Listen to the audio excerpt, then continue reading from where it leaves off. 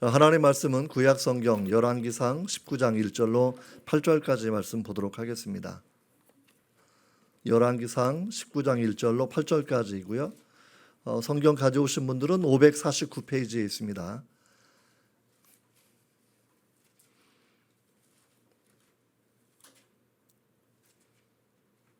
우리 한 절씩 교독하도록 하겠습니다. 549페이지 19장 1절로 8절까지 말씀입니다. 아합이 엘리야가 행한 모든 일과 그가 어떻게 모든 선지자를 칼로 죽였는지를 이세벨에게 말하니 사신을 엘리야에게 보내어 이르되 내가 내일 이맘때에는 반드시 내 생명을 저 사람들 중 한 사람의 생명과 같게 하리라. 그렇게 하지 아니하면 신들의 내게 벌 위에 벌을 내림이 마땅하니라 한지라. 그가 이 형편을 보고 일어나 자기의 생명을 위해 도망하여 유다에 속한 브엘세바에 이르러 자기의 사환을 그곳에 머물게 하고 자신은 광야로 들어가 하루길쯤 가서 한 로뎀나무 아래에 앉아서 자기가 죽기를 원하여 이르되 여호와여 넉넉하오니 지금 내 생명을 거두시옵소서. 나는 내 조상들보다 낫지 못하니이다 하고 로뎀나무 아래에 누워 자더니 천사가 그를 어루만지며 그에게 이르되 일어나서 먹으라 하는지라. 본즉 머리맡에 숯불에 구운 떡과 한 병 물이 있더라. 이에 먹고 마시고 다시 누웠더니 여호와의 천사가 또다시 와서 어루만지며 이르되 일어나 먹으라. 내가 갈 길을 다 가지 못할까 하노라 하는지라. 이에 일어나 먹고 마시고 그 음식물의 힘을 의지하여 40주 40야를 가서 하나님의 산 호렙에 이르니라. 아멘. 기도하겠습니다. 하나님 아버지 감사합니다. 엘리야에게 주셨던 그 은혜를 저희가 또한 갈망합니다. 주님 은혜를 주옵소서. 절망한 낙심한 마음들 주님 찾아와 주셔서 일으켜 주시고 주의 음성 듣게 하시며 소명을 감당할 수 있도록 붙들어 주시옵소서.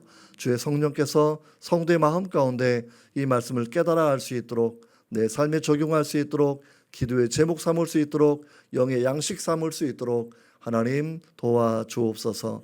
예수님의 이름으로 기도합니다. 아멘. 아멘. 좌우를 둘러보시면서 우리 인사 한번 해볼까요? 봄보다 아름답습니다.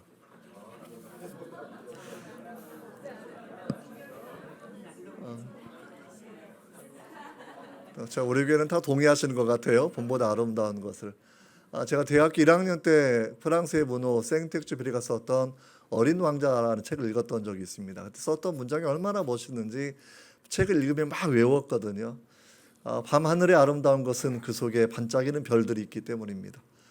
사막이 아름다운 것은 그 속에 숨겨진 샘물이 있기 때문입니다. 이 문장이 얼마나 좋은지 정말 좋죠. 이거 외우셔야 돼요.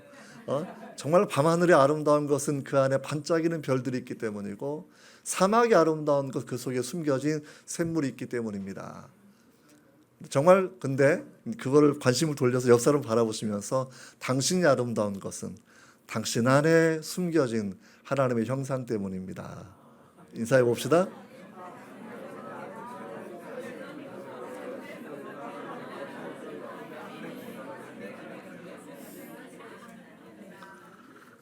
정말 좋죠. 창조주가 우리의 하나님 아버지가 되신다고 한 사실이 정말 대단한 기쁨을 우리에게 허락해 줍니다. 자, 오늘 말씀을 통해서 우리는 엘리야 선지자의 또 다른 이면을 살펴보려고 합니다. 엘리야 선지자는 우리가 아는 것처럼 구약 성경에서 아마 모세 이후에 정말 엄청난 기적을 했던 선지자라고 생각합니다. 정말 생각할수록 대단한 선지자였죠. 정말 그가 기도하면 정말 내리던 비가 내리지 않고 3년 반이나 가뭄이 있었고요. 또 그가 기도하면 하늘에서 불이 내려서 물에 젖었던 재물을 불태우는 놀라운 역사가 일어나기도 하고 그가 기도하면 죽었던 사람이 살아나기도 하고 정말 그런 삶 하나하나를 바라본다고 하면 하나님이 얼마나 대단하게 사용하셨는가라는 그런 부분을 우리가 알게 됩니다. 그런데 나라에도 흥망성쇠가 있고 개인의 삶에도 부침이 있는 것처럼 엘리야의 그 화려하고 멋진 사역 이면에는 오늘 본문의 내용처럼 때로 죽기를 원하고 하나님 내 생명을 거두어 달라고 나밖에 남지 않았다고 탄식하며 절망하던 모습도 가졌던 선지자라는 것이죠. 우리랑 너무나 차이가 나는 사람이 아니라 야고보서 5장을 바라보면 엘리야는 우리와 성정이 똑같은 사람입니다. 때로 두려움에 떨고 무서움에 떨고 살려고 버둥거리고 하던 그러한 모습을 바라보면서 우리 오늘 말씀이 곧 2700년 전에 주셨던 엘리야에 주셨던 말씀을 넘어서서 오늘 내게 주시는 하나님의 말씀으로 듣고 우리 삶에 적용해 보기를 원합니다. 사실 엘리야 같은 선지자가 우울증을 가졌고 절망에 빠져 있고 자포자기에 빠져 있고 영적인 침체와 탈진에 빠져 있다라고 한다고 하면 우리 같은 모든 크리스찬 성도들도 사실은 동일한 우울증, 동일하게 영적인 침체, 탈진 여기에 빠질 수 있다라는 것을 우리가 먼저 인정하셔야 돼요. 우리가 맨날 봄보다 아름답게 인생을 사는 것은 아니지 않습니까? 때로 소나기도 내리고 때로 비에 젖은 낙엽처럼 축 처져서 인생을 더 살 힘이 없을 때도 우리가 느끼는 것이 종종 있다라는 것 우리는 그렇게 알고 있습니다. 엘리야에 대한 이야기 조금 더 설명드린다고 하면 아까 얘기한 것처럼 사람들이 바알신을 섬기는 게 너무나 대세가 되었어요. 하나님을 거역하는 반역의 시대가 너무나 상식이 되었던 그 시대를 외롭게 살아가는 사람이 엘리야 선지자였습니다. 근데 하나님께서 엘리야를 이렇게 말씀을 하시는 거죠. 너 아합 왕이 가서 이제 비가 내리지 않는다고 얘기해라. 사실 그렇게 말하는 게 얼마나 어려워요. 당시의 모든 삶은 하늘에서 내리는 비에 의존하고 사람들이 살지 않았겠습니까? 농사도 그렇게 지어야 되고 유목도 그렇게 해야 되는 것이고 정말 목초지도 또는 화초도 그렇게 살아나고 있는데 비가 내리지 않기를 그렇게 엘리야가 기도했을 때 심정이 어떠한 마음이었을까요? 사람들이 너무나 풍요로우니까 바알신을 진짜 신으로 알고 계속 잘못 살아가는 건데 이들이 쫄딱 망하고 정말 배가 고파서라도 하나님께 돌아가기 원하는 마음이 있었다라는 거예요. 가장 중요한 건 하나님께 돌아가는 것이 분명히 아니겠습니까? 자녀가 부모님을 찾는 것 이것이 우리가 본성이었던 것처럼 우리가 하나님께 돌아가는 것이 인생의 가장 중요한 목적인 것을 우리에게 설명해 주고 있는 것이죠. 여러분 또한 뿐만이 아닙니다. 바알 선지 450명을 불러 모아서 갈멜산에서 영적인 대결을 벌이게 됩니다.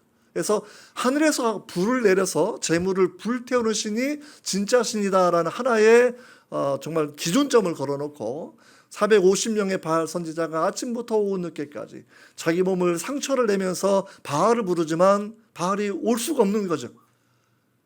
그래서 엘리야가 막 조롱합니다. 너희 신이 조는지 밖에 나갔는지 더 크게 외쳐보라고 얘기하니까 아마 난리를 치고 있지만 오지 않습니다. 그러나 엘리야 선지자가 단 한마디로 18장 이르는 것처럼 오직 하나님이 여호와가 참된 하나님이신 것을 여호와가 이스라엘 민족의 구원자이신 것을 정말 그 하나를 보여달라고 하는 그런 짧은 기도했을 때에 여러분 하늘에 불이 내려서 재물이 불태우는 역사가 분명히 있었다라는 거예요. 이 사건이 얼마나 대단한 사건이었냐면 아합 왕을 따라서 이세벨 왕후를 따라서 우상 숭배에 그렇게 한 마음으로 매진되었던 모든 이스라엘 백성들이 이렇게 고백하는 거예요. 열왕기 상 18장 39절 말씀입니다. 여호와 그는 하나님이시로다. 여호와 그는 하나님이시로다. 그 엄청난 기적 앞에서 우상 숭배자들이 이걸 인정할 수밖에 없었다라는 겁니다. 여러분 그런데 그렇게 놀라운 고백 이후에 3년 반 만에 비가 내렸고 또 엘리야가 아합 왕보다 앞서서 마차보다 빠른 속도로 뛰어가면서 계속 왕에게 조언을 건네고 돌이킴을 강조했지만 오늘 본문의 배경은 영 엉뚱한 이야기로 진행되고 있습니다. 그 정도 기적이면 믿을 만하지 않습니까? 그 정도 기적이면 회개할 만하지 않습니까?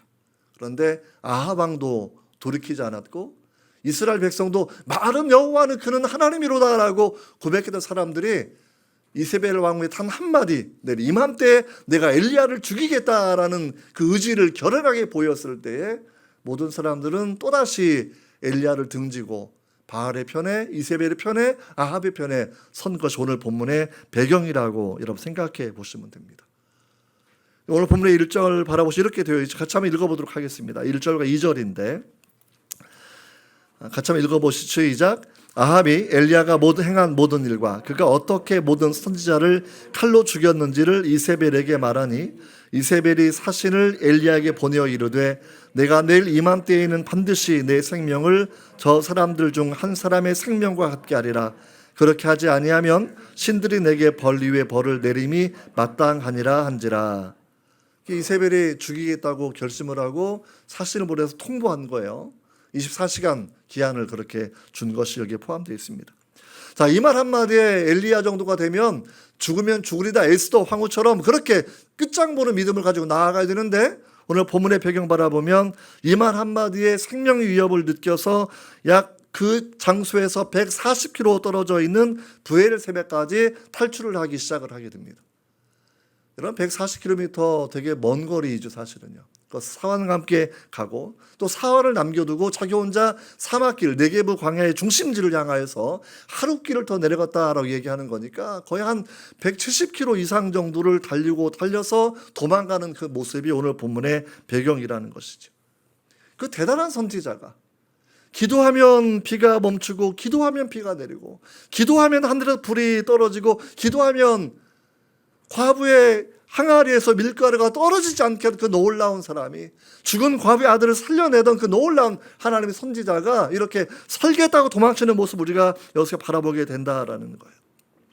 그리고 오늘 본문 내용 바라보면 여호와의 넉넉하오니, 여호와의 충분하오니 내 생명을 취하시옵소서, 나를 차라리 죽여주시옵소서라는 그런 탄원을 드린 그런 장면을 바라보게 됩니다. 사실 이걸 바라보면서 우리가 심리학적으로는 우울증에 대한 그런 모습도 잠깐 살펴볼 수는 있습니다. 우울증은 마음의 감기예요. 이렇게 자주 걸린다 이 말이에요. 성경은 늘 사람의 감정을 조정해서 항상 기뻐하라, 범사에 감사하라 자꾸 말씀하신 이유는 우리 육체가 때로 너무나 많은 순간에 우울한 상태에 빠지는 경향성들이 여러 많이 있다라는 것이죠.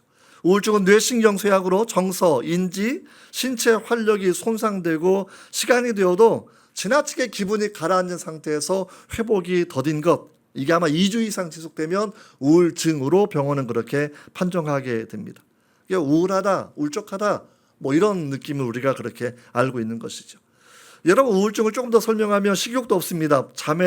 잠도 못 자는 경우도 있고요. 또 반대로 식욕이 지나치게 넘치는 경우도 있고, 지나치게 많이 잠을 자는 증상도 있기도 하고요. 그리고 낮 동안에 피곤이 많아지기도 하고, 집중도 안 되고, 말도 행동도 때로 어눌해지는 그러한 경향성, 짜증은 정말 많이 나고, 그리고 스스로 가치가 없다고 생각하는 낮은 자존감까지 이어지는 것이 우울증이라는 거죠. 대학생들 중에 절반 이상이 우울증을 사실은 가지고 살아요. 경쟁 사회에서 내가 경쟁에 밀렸다라고 생각하고, 그러면서 내가 어떠한 가치가 있을까 무가치한 것, 주님께서 그 마음을 설명하신 것이 내가 하늘나는 저 참새보다 못하고 내가 들풀보다 못하고, 이게 우울한 마음을 가진 사람이 가지는 자기 인식이라는 거죠. 그런데 여러분, 엘리야 같은 선지자도 그러한 마음을 가지는 겁니다. 왜 이렇게 되었을까라는 그런 부분들, 우리가 오늘 그 부분을 정말 생각해 봐야 돼요. 엘리야는 정말 자기가 살겠다고 광야로 사막으로 계속 들어가서 왕후가 나를 추적할 수 없는 곳으로 숨어 들어갔지만, 사실은 진짜 우리가 피할 곳은 광야도 아니고 사막도 아니고 높은 산악지대도 아닙니다. 시편 기자는 시편 46편 1절 3절에 우리의 피난처가 어디인지를 정확하게 잘 묘사하고 있습니다. 같이 한번 읽어보도록 하겠습니다. 하나님은 우리의 피난처시요 힘이시니 환난 중에 만날 큰 도움이시라. 그러므로 땅이 변하든지 산이 흔들려 바다 가운데 빠지든지 바닷물이 솟아나고 뛰놀든지 그것이 넘침으로 산이 흔들지라도 우리는 두려워하지 아니하리로다. 정말 우리의 피난처는 하나님 한 분이라는 거예요. 우리의 피난처는 예수 그리스도라는 것이죠. 이걸 먼저 기억하고 우리가 오늘 본문의 내용들을 이제 하나씩 더 자세히 살펴보기를 원합니다. 여러분, 엘리야가 침체에 빠지게 되었던 것, 영적인 탈진에 빠지게 되었던 것, 왜 그러냐면 일단은 하나님의 음성을 듣던 사람이 이때는 하나님의 음성 듣는 것을 중지하고 사람의 말만 듣고 반응을 하기 시작을 했다라는 거예요. 하나님 말씀하셨을 때는 너 아합에게 가서 이렇게 얘기해, 그렇게 하나님의 음성 듣고 용감하게 행동하던 사람이 이세벨이 너 내일 이맘때 반드시 죽게 될 거야 라고 호언장담하게 되었을 때, 그는 더 이상 기도의 줄이 막히게 되었고 인간의 말을 들으면서 그렇게 자기 생존을 위해서 애쓰는 그런 사람이 되게 되었다라는 겁니다. 여러분, 아합 왕은 사실은 되게 못된 사람으로 알려져 있지만 진짜 못된 사람이에요. 하지만 건축 왕이기도 합니다. 솔로몬, 그다음에 헤롯 왕, 아합 왕은 이스라엘의 3대 건축의 업적을 남겼던 그런 왕 중에 한 명이고, 그리고 군사적으로 제법 강대했던 규모를 유지했던 그런 사람이기도 합니다. 하지만 그가 많은 업적을 남겼고 그리고 많은 군사력을 가진 사람이었음에도 불구하고 그러나 영적으로는 아합처럼 하나님을 떠난 사람이 없었다라는 거예요. 여러분 얼마나 이 아합이 못된 사람이었는지 성경은 이렇게 우리에게 설명해 주고 있습니다. 열왕기상 21장 25절 오늘 본문 그다음 절인데 앞에 말씀이 있어요. 아합을 이렇게 성경은 설명하고 있습니다. 시작. 예로부터 아합과 같이 스스로 팔려 여호와 보시기에 악을 행한 자가 없음은 저가 그 아내 이세벨에게 충동되었습니다. 이세벨은 에파를 섬겼던 사람의 딸이에요. 그러니까 아내가 섬기는 그 신을 위해서 자기를 팔아버린 사람이고 자기 민족을 팔아버린 사람이고 심지어는 하나님도 어쩌면 판 그러한 사람이겠죠. 자기 아내를 위해서 그렇게 살아가는 그 삶을 성경은 스스로 그렇게 팔았다라고 이야기하고 있는 것입니다. 사실 정말 우리 미디에이터 교회 성도님들은 아내가 정말 귀하신 분들만 다 모여 있어요. 우리가 초대 한국교회가 선교할 때에 정말 네비우스라는 선교사가 와서 선교의 전략을 심어준 것이 한국교회는 여성 중심의 선교 전략을 세워놓았습니다. 로어 클래스를 전도하고 여성에 집중하고 해서 여학교를 많이 세웠죠 처음에. 왜냐하면 한 아이가 어머니가 되었을 때 그 가족을 복음화하고 그 가정을 변화시키는 그 능력이 어머니에게 있기 때문이다라는 것을 주목하게 되고 처음부터 어머니의 포커스를 맞춘 여성에게 포커스를 맞춘 그러한 전도 전략을 그렇게 갖게 됩니다. 정말 그런데 그 여자가 잘못되었을 때에 이세벨이 우상을 섬기는 그 사람이었는데 아합이 그것을 견제하고 하나님을 섬기도록 하는 것이 마땅함에도 불구하고 스스로 거기에 팔려서 자기 민족 전체를 결단나게 하는 그런 사람으로 변하게 되었다라는 것, 정말 우리가 가슴 아프게 생각해야 되는 거죠. 그러니까 한 나라의 문제가 군사력이 강하면 없는 것이 아니고 경제력이 강하면 나라가 괜찮은 것이 아니라 영적으로 타락하면 나라가 위기에 빠지고 있다는 거예요. 그래서 엘리야 선지자가 18장 30절 31절 바라보면 하늘에서 불이 내리는 그 기적을 요구할 때 했던 일이 제단을 세우는 그 일이었습니다. 한번 읽어보겠습니다. 시작. 엘리야가 모든 백성을 향하여 이르되 내게로 가까이 오라. 백성이 다 그에게로 가까이 가매 그가 무너진 여호와의 제단을 수축하되 야곱의 아들들의 지파의 소유를 따라 엘리야가 돌 12개를 취하니 이 야곱은 내적에 여호와의 말씀이 임하여 이르기를 내 이름을 이스라엘이라 하리라 하신 자더라. 그래서 엘리야가 볼 때는 아합 왕 때 모든 제단이 다 무너졌기 때문에 다시 제단을 회복하고 12지파가 주님께 돌아오기를 원하는 마음을 가지고 영적인 부흥, 영적인 회개를 강조하는 상황이 이때였다라는 거예요. 제단을 정말 새로 세웠습니다. 하늘에 불이 임했어요. 그리고 비가 내렸어요. 그리고 자신은 아합 왕을 따라가면서 마차보다 빠른 속도로 무려 20km를 뛰어가던 사람이 엘리야 선지. 그러니까 참 대단한 선지자죠. 여러분 그런데 그렇게 이스라엘 왕궁까지 따라왔지만 거기서 들려온 이야기는 뭐죠? 너 내일 죽을 거야. 우리는 보통 사람들은 기적이 없어서 회개하지 않는다라고 말하기도 합니다. 기적 문제가 사실 아니라는 거죠. 기적 문제가 아니라는 거예요. 자기 마음의 본성이 타락해 있기 때문에 타락한 마음을 계속 끌어내지 않고 따라가면 계속 멸망의 길로 빠질 수 없는 것, 우리가 이 부분을 오늘 우리가 말씀을 통해서 생각해 봐야 돼요. 그래서 우리가 엘리야 선지자를 바라본다고 하면 그가 영적인 탈진과 침체에 빠졌던 것은 3절에 나와 있는데 그가 이 형편을 보고 일어나 자기 생명을 위해 도망하여 유다에 속한 브엘사바에 이르러 자기 사환을 그곳에 머물게 하고 또 하루 길을 더 갔다 이렇게 되어 있는 거죠. 하나님을 바라보지 않고 형편을 보던 사람이 된 거예요. 하나님을 바라보지 않고. 그리고 하나님의 일을 위해서 목숨을 드리겠다 이 충성의 마음이 아니라 내 육체의 생명을 살기 위해서 도망치던 사람, 사역의 현장으로부터 탈출하는 사람이 엘리야의 그런 모습을 우리가 바라보게 되는 겁니다. 영적인 침체는 사실 바로 이 부분이에요. 사역이 화려하게 성공했을 때, 많은 업적을 이루게 되었을 때에 사람의 말을 듣는 그 순간에 우리는 자기가 얼마나 허무한 존재를 깨닫게 되고 그렇게 넘어지게 되고 쓰러지게 되는 장면이 오늘 엘리야를 통해서 우리가 보는 그러한 내용입니다. 미국이 자랑하는 에브라함 링컨 대통령도 절망의 시기를 보냈던 일들을 잘 묘사하고 있습니다. 구약 성경 모세 오경을 기록했던 모세마저도 하나님 앞에서 차라리 내가 죽기를 원한다라고 절규하던 그런 때도 분명히 있었습니다.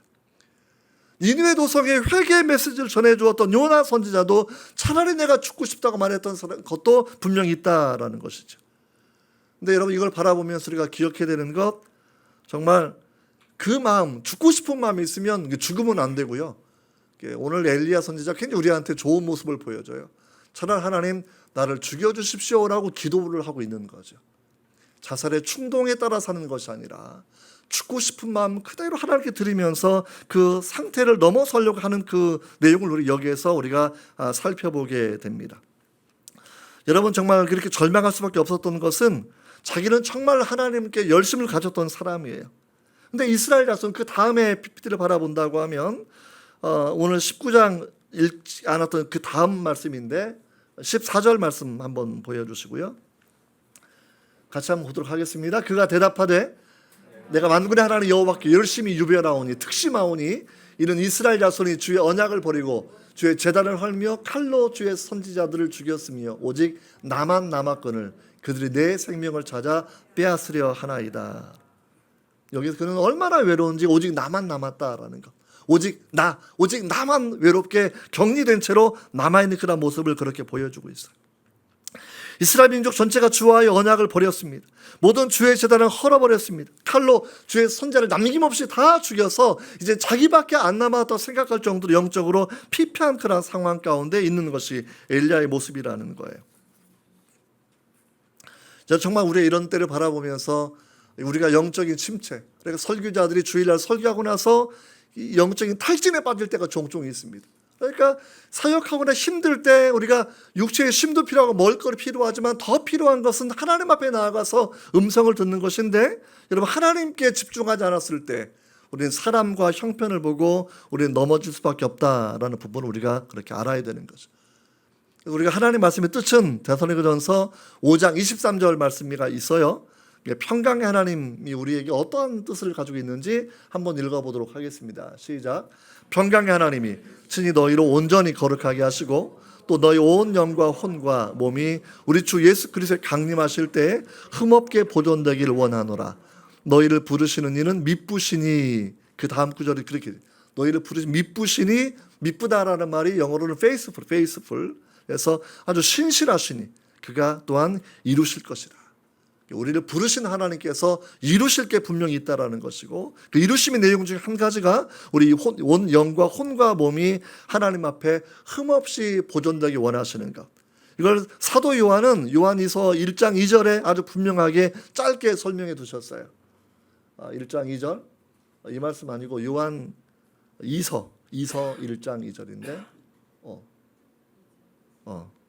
제가 읽어드릴게요. 사랑하는 자여, 내 영혼이 잘됨 같이 내가 범사에 잘되고 강건하기를 원한다. 그래서 정말 영혼이 잘되고 범사가 잘되고 강건하기를 원하는 것, 영과 혼과 모든 삶의 일체가 분명히 되어서 예배와 삶이 나누어지지 않고 영혼과 가치관이 나누어지지 않고 하나님의 평강을 누리는 이야기 우리에게 설명해 주고 있습니다. 이제 우리가 말씀을 통해서 그럼 어떻게 영적인 탈진 그리고 우울증을 벗어날 것인가 두 가지를 간단하게 말씀을 드리고 오늘 또 말씀을 계속 전하도록 하겠습니다. 첫 번째는 뭐냐면 엘리야의 토설하는 그런 기도예요. 우리가 4절을 바라보시면 이렇게 돼요. 4절 바라보시면 자기 자신은 광야로 들어가 하룻길쯤 가서 하룻길을 더 간 거예요. 사활을 놔두고서 한 로뎀 나무 아래 앉아서 내가 죽기를 원하여 이르되 여호와여 넉넉하오니 충분하오니 내 생명을 거두시옵소서라고 얘기하면서 나는 내 조상들보다 조금도 나은 게 없습니다 라는 한탄을 그렇게 드리고 있습니다.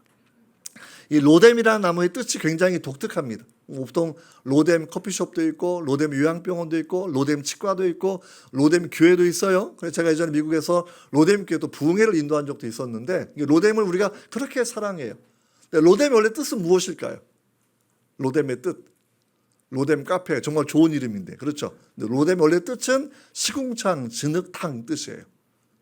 되게 안 좋은 표현입니다, 사실은요. 근데 왜 로뎀 나무가 우리 그렇게 좋아하는 표현이 되었을까라고 하게 되면, 내가 시궁창처럼 혹은 진흙벌에 빠졌던 상황처럼 죽음의 순간, 절대적인 절망의 순간에서 하나님의 은혜를 경험하는 곳이 이곳이기 때문입니다. 십자가 밑에서 내가 은혜를 얻는 것처럼 로뎀나무 아래서 엘리야는 하나님의 은혜를 경험하게 되었는데 그 은혜를 경험하는 것 자체가 뭐냐면 다시 막혔던 기도가 여기에서 터지기 시작을 하는 거예요.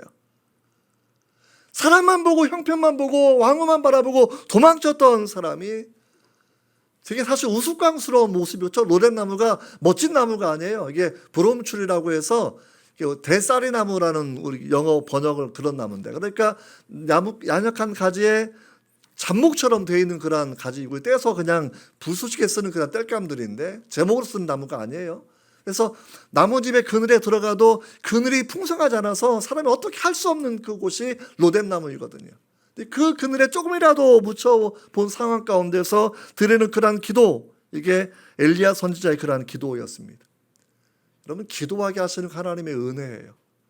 여러분, 이 토설하는 그런 기도인데, 이 토설하는 그런 기도 우리가 분명히 해야 됩니다. 이 토설의 의미는 뭐냐면 내 마음에 시궁창 같은 언어, 시궁창 같은 생각들, 더러운 생각, 더러운 마음, 낙심한 마음, 모든 것들을 토해내셔야 된다는 거예요. 상한 음식은 우리 몸이 저절로 토해냅니다. 토하지 않으면 우리 몸이 견딜 수 없고 죽게 되는 것이죠. 인생 살면서 정말 내가 원하지 않았던 절망의 순간, 사람이 변하고 왕도 변하고 왕후도 변하고 변하면 북부 이스라엘 왕국이 새롭게 되는 비전을 엘리야가 왜 꾸지 않았겠습니까?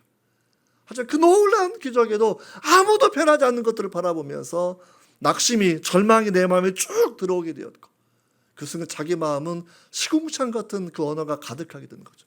저런 놈 필요 없다라는 것이죠. 저런 나라 필요 없다라는 것이죠. 어쩌면 저주의 언어가, 자포자기 언어가 자기 마음에 가득하게 되었을 때, 그리고 오늘 본문처럼 어쩌면 죽고 싶은 자살 충동의 언어도 내 마음에 가득하게 되었을 때, 이걸 그냥 안고 있으면 내 영혼이 뼈가 삭고 내 영혼이 죽어버리는 거겠죠. 하지만 기도라는 형식을 통해서 이걸 내어놓으셔야 됩니다. 하나님, 죽고 싶습니다. 하나님, 포기하고 싶습니다. 하나님, 차라리 내가 크리스찬이니까 자살은 못하지만 내 심장을 먹게 하시든지 주님 나를 그냥 데려가시면 되지 않겠습니까? 라고 탄원하던 것이 엘리야의 그런 모습이었다라는 거죠. 여러분, 우리는 주님 앞에 이런 내어놓는 그런 기도, 주님 앞에 사역의 화려함과 성공의 화려함과 모든 것이 아니라 내 마음에 숨겨져 있는 두려움과 근심과 자포자기와 절망과 내가 어찌할 수 없는 그 한계의 상황을 주님 앞에 고백하는 것이 여러분 분명히 필요하다라는 것을 우리에게 설명해 줍니다.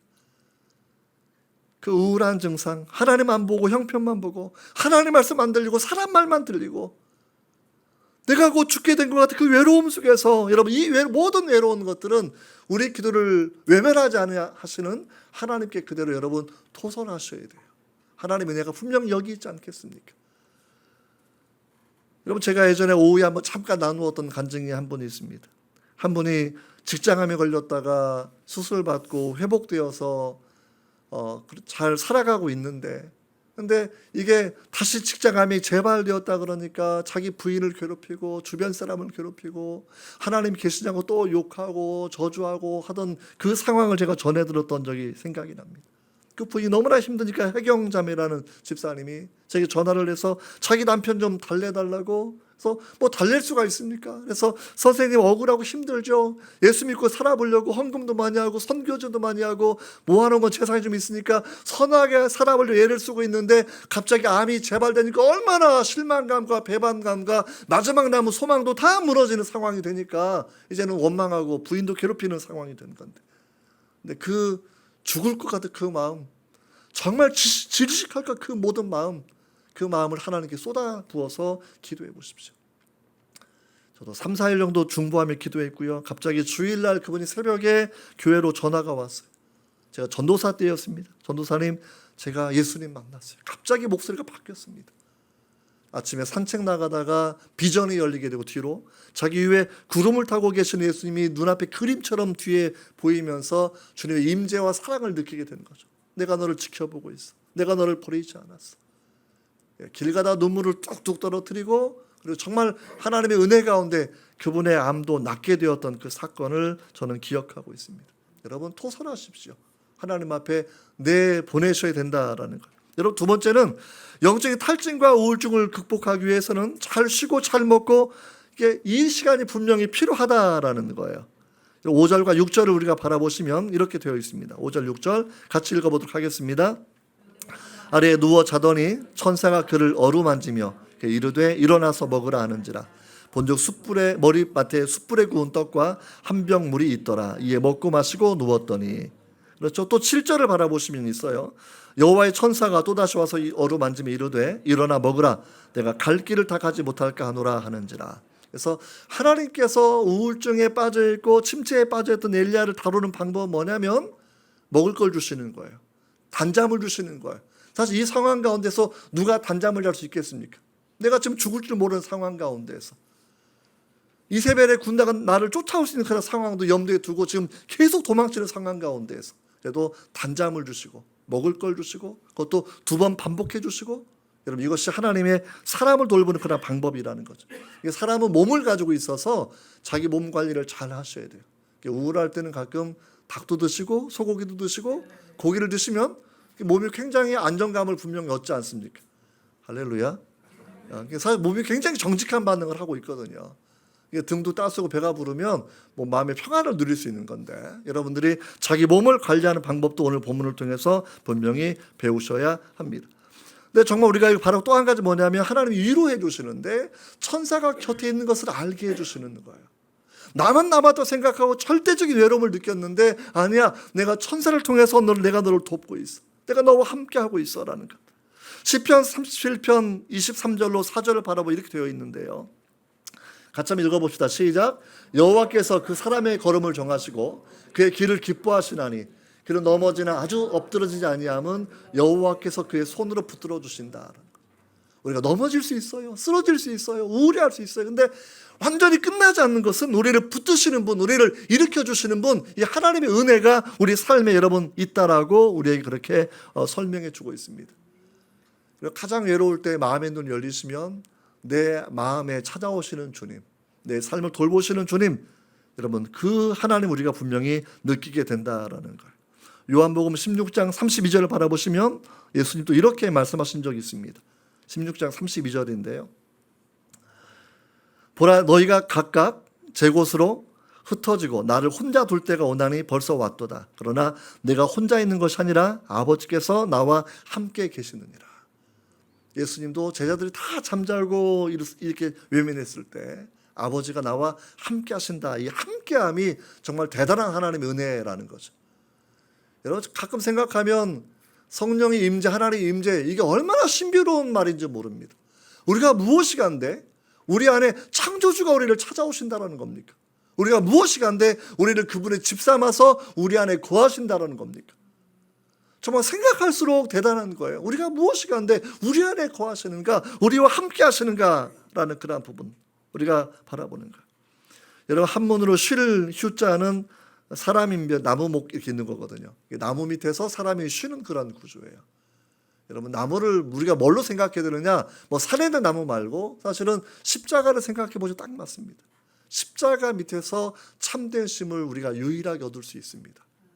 십자가 밑에서 주님 말씀하시면 이렇게 말씀하셨죠. 수고하고 무거운 짐 진 자들아 다 내게로 오라. 내가 너희를 쉬게 하리라. 나는 마음이 온유하고 겸손하니 나의 멍에를 메고 내게 배우라. 그리하면 너의 마음이 쉼을 얻으리라. 이걸 믿음으로 한번 읽어보십시오. 시작. 다 내게로 오라. 내가 너희를 쉬게 하리라. 나는 마음이 온유하고 겸손하니 나의 멍에를 메고 내게 배우라. 그리하면 너의 마음이 쉼을 얻으리라. 할렐루야. 주님의 초청이에요. 초청. 우리를 쉬게 해주겠다라는 거죠. 우리가 인생의 무거운 짐을 지고 나 홀로 버둥거리는 것이 아니라 주님이 대신 지어주시는 것이고 그저 주님과 함께 내 손을 잡고 가자고 우리에게 말씀해 주시는 거거든요. 그래서 우리 성결교단의 이성문 목사님이 맨날 오른손을 쥐고 다니셨다 그래요. 사역하실 때마다. 그래서 아니 목사님 왜 주먹을 쥐고 다니시냐고 했더니 내가 예수님 손잡고 다니는 거야. 이게 자기 교육이거든요. 한편에서 주님과 동행하는 것을 내가 스스로 잊어버리지 않으려고 하는 거예요. 한번 손잡아 보세요. 혼자 주먹을 쥐어보세요. 예수님 손을 내가 잡고 있는 거예요. 한번 고백해 보세요. 예수님 내가 손잡고 있어요. 할렐루야. 내 손에 힘이 세겠습니까? 주님의 손에 힘이 세겠습니까? 주님의 손이죠. 주님께서 내 손을 붙잡아 주시기 때문에 넘어지지 않는 거죠. 하나님의 은혜죠. 하나님의 은혜. 여러분 우리가 영적인 탈진을 극복하려고 하면 육체를 잘 관리하셔야 되고 토설하는 그런 기도를 하셔야 되고, 근데 여기서 끝이 아니라는 거예요.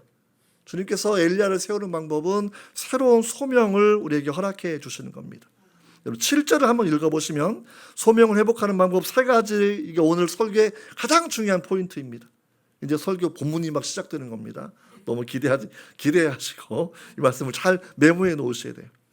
40일의 동행을 하나님이 하시는 거 참 놀라운 일입니다. 7절을 같이 읽어봅니다. 시작. 여호와의 천사가 또 다시 와서 어루만지며 이르되 일어나 먹으라 내가 갈 길을 다 가지 못할까 하노라 하는지라. 여러분 그 다음에 어떻게 되어 있는 거죠? 그 다음 바라본다고 하면 8절에 이에 일어나 먹고 마시고 금식물의 힘을 의지하여 40주 40야를 가서 하나님의 산 호렙에 이르니라 라는 거예요. 근데 이 브엘세바에서 호렙산까지 거리가 300km 좀 넘거든요. 그러니까 정상인의 걸음으로 치면 뭐 열흘이 안 걸립니다. 그냥 쭉 간다고 치면. 뜨거운 태양볕 이때만 빼고 아침과 오후에 걸어간다고 치면 그냥 한 열흘, 길면 뭐 많이 걸어야 한 보름도 안 걸리죠. 근데 왜 40일 걸렸을까요? 이게 참 신비로운 거죠. 이게 뭐 숫자가 주는 매력이 아니라 하나님 사람을 훈련하는 그런 과정이 분명히 있다라는 거예요.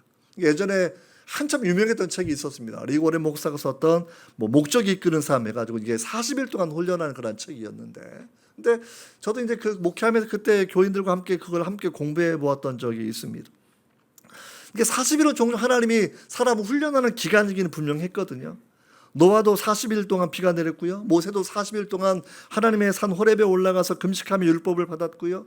니느웨도 40일 동안 회개 기간이 주어져 있었고요. 예수님도 40일 동안 금식했고요. 그리고 부활하신 이후에도 40일 동안 땅에 머물러 계셨고요. 그래 40일 굉장히 독특한 수는 분명히 맞습니다.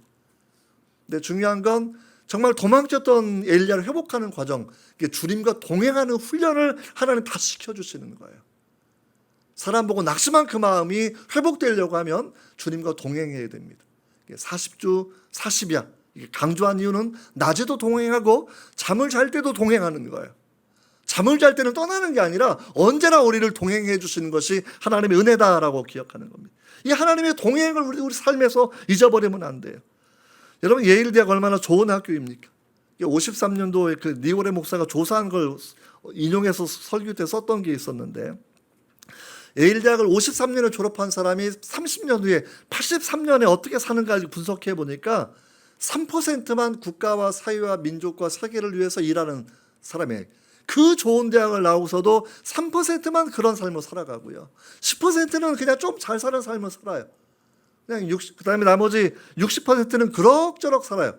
굳이 뭐 사실은 그 대학 안 나와도 될 만큼 그냥 그럭저럭 사는 사람이었다라는. 27%는 100명 중에 30명 가까운 사람들은 남의 도움을 받으면서 그렇게 사는 사람이다라고 이야기하고 있습니다. 그러면 3%는 왜 다른 삶을 살게 되었을까? 목적을 쓰고 목적을 알고 목적을 기억하고 계속 목적 지향적인 삶을 살았다라는 거거든요. 그러니까 하나님 주셨던 그 목적, 소명을 기억하고 살았다는, 목표를 쓰고 보고 말하고 외워라라고 하는 그 부분을 얘기해 주는 거죠. 하나님 이 부분을 되게 많이 강조하십니다. 대제사장에게 2권, 황금 글씨 쓰여진 2권을 쓰게 하시는데 글자가 쓰여져 있어요. 뭐라고 쓰여 있냐면 여호와께 성결, 금글씨로 여호와께 성결. 그냥 한번 말로 해줘도 되죠. 근데 글로 새겨놓고요. 매일매일 그 글을 사람들이 보게 하는 거죠. 본인도 보는 거죠. 이게 목적, 우리가 어떠한 삶을 살아야 되느냐, 여호와께 성결한 삶을 살아야 된다라는 거예요. 매일 그 글을 읽고 눈으로 보고 외우고 그것이 목적이 되고, 이게 흐릿해지면 사람은 육신에 따라 살아가게, 여러분 그럴 수밖에 없다라고 우리가 그렇게 생각할 수가 있습니다. 그래서 첫 번째가 하나님이 40일 동안의 목적을 따라 사는 삶을 다시 한번 훈련시키는 거죠. 여러분들께서 작정하는 기도 필요합니다. 내가 새벽 기도 해봐야 되겠다. 내가 저녁 기도 해봐야 되겠다. 내가 매일 말씀 읽고 혼자서 집에서 내가 30분씩 기도해봐야 되겠다. 근데 가능하면 한번 40일을 도전해 보십시오. 달력에 표시해 놓으면서 무릎을 꿇고 기도할 때 우리 삶을 인도하신 주님의 은혜를 우리가 여러분 그렇게 놀랍게, 정말 놀랍게 경험할 수가 있습니다.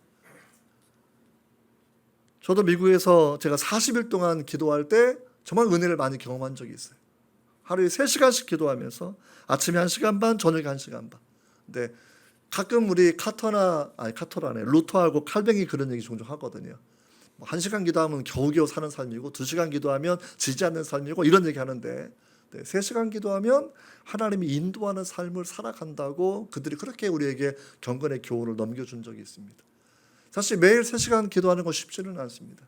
그래 불구하고 특별한 일이 있었을 때 주님 앞에 무릎을 꿇고 주님께서 일할 시간을 준다고 하면 제가 경험했던 것도 뭐냐면 하나님이 일하시는 것 느끼는 시간은 그 시간이에요. 1시간 기도하면 기도하고 내가 막 일을 하는 거고요. 3시간 기도하고 나니까 그분이 일하시는 것을 내가 알겠더라고요. 하나님 이렇게 일을 하시는구나라고 생각이 됩니다. 여러분 두 번째 오늘 보면 바라보면 19장 9절이 되어 있어요. 40일 동안 호렙산에 갔어요. 그래서 엘리야가 그곳 굴에 들어가서 거기 머물러 살아요. 하나님 뭐라고 말씀하시는 거죠? 9절 바라보면 엘리야야 내가 어찌하여 여기 있느냐. 호렙에 보냈는데 하나님은 이 사람이 굴에 있는 걸 원하는 게 아니에요. 근데 엘리야는 그냥 굴에 있습니다. 그 굴에 머물러 있다라는 거예요. 근데 여기서 우리가 하나님 뭘 말씀하시는 거냐? What are you doing here? 라고 하시는 그 말씀인데 엘리야에게 놀라운 갱신과 전환과 이런 계기가 분명히 필요한 거예요. 근데 어떤 게 필요한 거냐라고 하게 되면 자기 굴에서 나와서 하나님의 앞에서 산에 서야 돼요. 내가 보는 관점에서 벗어나고 하나님의 관점을 갖게 되어야 된다라는 거예요. 내 인생을 사는 것이 아니라 하나님의 구속사와 하나님의 선교사에 동참하는 삶을 살아야 된다라는 거예요. 엘리야가 도망쳤을 때는 자기를 위한 삶을 살았죠. 하나님께서 호렙산에 보내고 나서 그를 말씀하시는 것은 굴에서 나가서 산 위에 서라, 여호와 앞에 서라라고 하나 우리에게 그렇게 말씀을 해주고 있습니다. 근데 하나님 앞에 선다고 하는 게 어떠한 의미가 되는 걸까요? 하나님의 음성을 듣는 시간이 필요하다라고 우리에게 설명해 주고 있습니다. 11절부터 굉장히 중요한 구절이에요. 11절부터 12절까지 한번 읽어보도록 하겠습니다. 11절부터 12절까지 시작. 여호와께서 이르시되 너는 나가서 여호와 앞에서 산에 서라 하시더니 여호와께서 지나가시는데 여호와 앞에 크고 강한 바람이 산을 가르고 바위를 부수나 바람 가운데 여호와께서 계시지 아니하며 바람 후에 지진이 있으나 지진 가운데도 여호와께서 계시지 아니하며 또 지진 후에 불이 있으나 불 가운데도 여호와께서 계시지 아니하시더니 불 후에 세미한 소리가 있는지라. 사실은 이게 신앙의 정말 비밀입니다. 불, 지진, 강한 바람, 하나님 임하는 특징 중에 원래 하나예요. 기적적 현상 가운데 분명히 맞습니다. 근데 그게 기적적 현상을 넘어서서 하나님이 엘리야가 듣기 원하시는 세미한 그 음성 듣기를 원하신다라고 우리에게 설명해 주는 거죠. 우리가 기도하고 은혜를 받으면서 때로 하나님께서 내게 말씀할 시간 여러분들 기다리셔야 됩니다. 혼자 맨날 말하고 끝나는 부부관계 생각해 보세요. 남편만 막 말해요. 우리 집 얘기하는 거 아닙니다. 그렇죠? 그래서 막 말하고 끝나는 게 아니라 또는 부인만 막 말하고 끝나는 게 아니라 서로 이야기가 주고받는 게 필요하지 않겠습니까?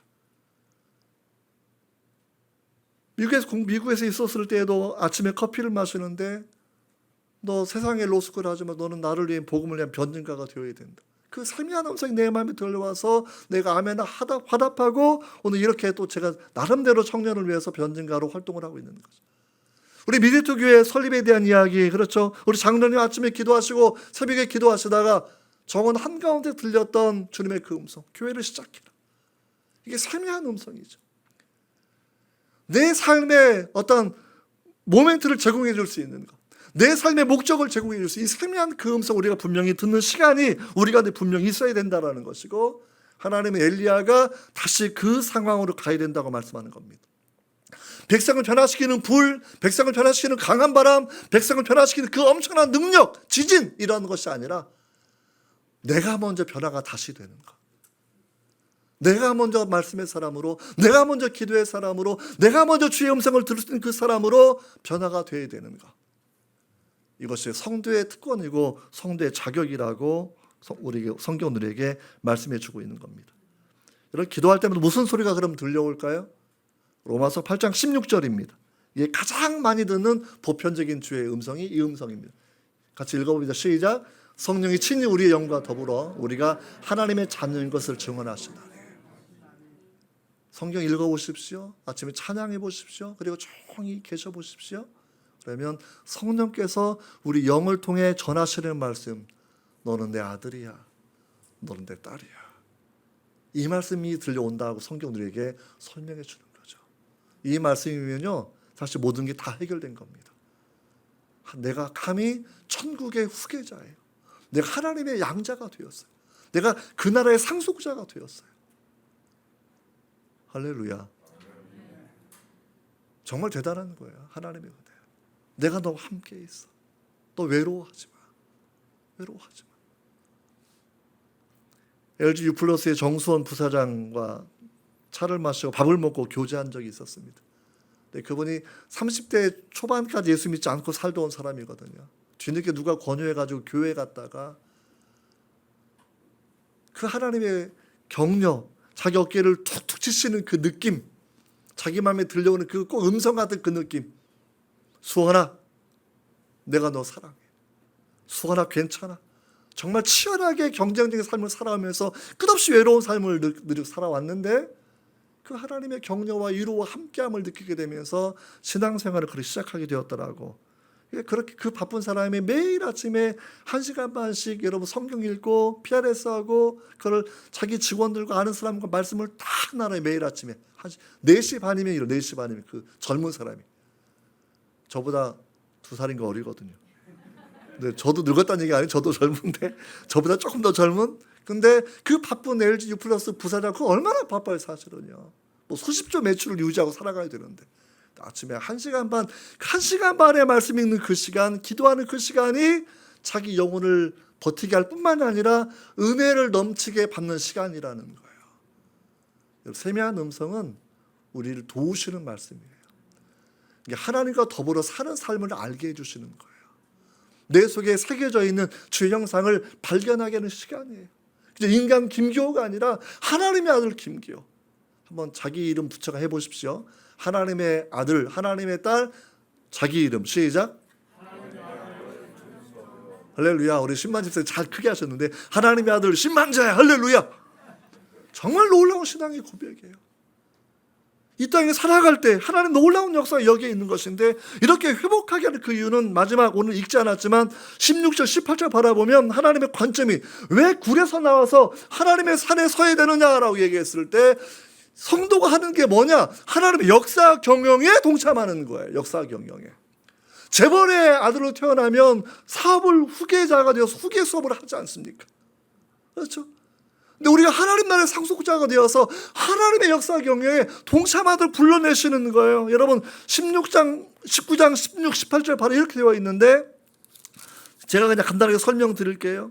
그래서 너는 임시 아들 예후에게 기름을 부어라. 15절 바라보면 하살에게 기름을 부어라. 17절에 엘리사에게 기름을 부어라. 15, 16절 되어 있지 않습니까?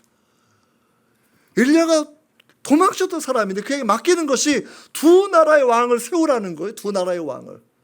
근데 좀 종류가 달라요. 진짜 못된 왕이에요. 하사엘은. 쿠데타 일으켜가지고 왕을 죽이고 이스라엘을 그렇게 괴롭힌 나쁜 왕이에요. 에후는 조금은 좋게 쓰임받았지만 신실한 사람은 분명히 아니에요. 아합 왕을 죽여서 하나님이 인정해 주셨지만 신실한 사람은 아닙니다. 엘리사는 자기 후계자입니다. 우리가 해야 되는 일이 무엇일까요? 하나님의 역사 경영, 세계 경영, 선교 경영이 있습니다. 우리가 왕 같은 제사장으로서 우리 기도 하나만큼은 끝내주게 하셔야 돼요. 기도 하나만큼은 민족을 품으십시오. 기도 하나만큼은 통일을 품으십시오. 기도 하나만큼은 오뎅 육대주를 품으십시오. 그게 왕 같은 제사장이 하는 그러한 기도입니다. 내 육체의 상전 위에 쓰는 것이 아니라 주님 내 인생 살아가는 날 동안 하나님의 역사 경영에 하나님의 세계 경영에 하나님의 교회 경영에 내가 쓰임받기 원합니다. 내가 기도로 쓰임받기 원하고 내 재능으로 쓰임받기 원하고 내가 물질로 쓰임받기 원하고 주님 하나님의 그 경영에 내가 동참하게 해주십시오라는 그런 기도. 이것이 오늘 19장 전체에 주셨던 하나님의 그런 말씀입니다. 로뎀나무 아래서 머리 박고 겨우 잠잠해서 주여 죽여주세요 하던 그 사람에게 하나님은 동행의 훈련을 해주시고 토사를 통해서 우울증을 치료해 주시고 쉼과 먹거리를 통해서 하나님이 치료해 주신 그 이후에 놀라운 소명, 그러니까 절망의 반대말은 신앙이에요. 신앙. 절망의 반대말은 소명이에요. 소명. 내가 왜 살아야 되는지 이걸 다시 한번 하나님이 각인해 시켜주시는 거예요. 그냥 내가 100세 시대 100살 목적이 아니라 하나님 내가 무슨 일을 하기 위해서 100살을 내가 채워야 되는 것입니까? 그 기도의 소명이 여러분에게 부어지는 이 주일날 되기를 바랍니다. 기도하겠습니다. 하나님 아버지, 우리 함께 기도합시다. 하나님, 정말 영적인 탈진의 나를 치료해 주십시오라는 그런 기도 드리시고요. 내 우울한 마음도 고쳐주십시오. 하나님, 내 소명을 감당하게 해주십시오. 인생 살 때 사명을 하나님 깨닫게 해주십시오 라는 그런 기도 한번 우리가 소리내어 기도하도록 하겠습니다. 기도합니다.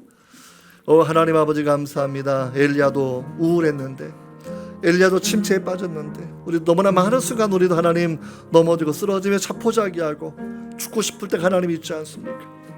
주님, 우리를 불쌍히 여겨주셔서 다른 사람이 이렇게 안 변하고 나를 적대하는지 그 상황이 두렵고 힘들지만, 그러나 주님, 우리가 주 앞에 토설하는 기도, 내 마음에 쓴 마음을 다 내어놓고 내 마음에 시궁창 같은 너를 다 내어놓으며 하나님, 내 마음에 새로운 것으로 채워주시옵소서. 성령의 은사로 채워주시옵소서. 성령의 열매로 채워주시옵소서. 성령님, 내 안에 나를 주관하여 주시옵소서.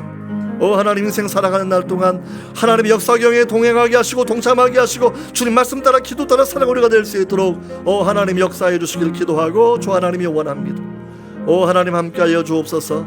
우리 하나님 미디에이터 교회를 통하여 수많은 미디에이터가 태어나게 하여 주시옵소서. 하나님 아버지, 민족 통일이 이루어지게 하여 주시옵소서.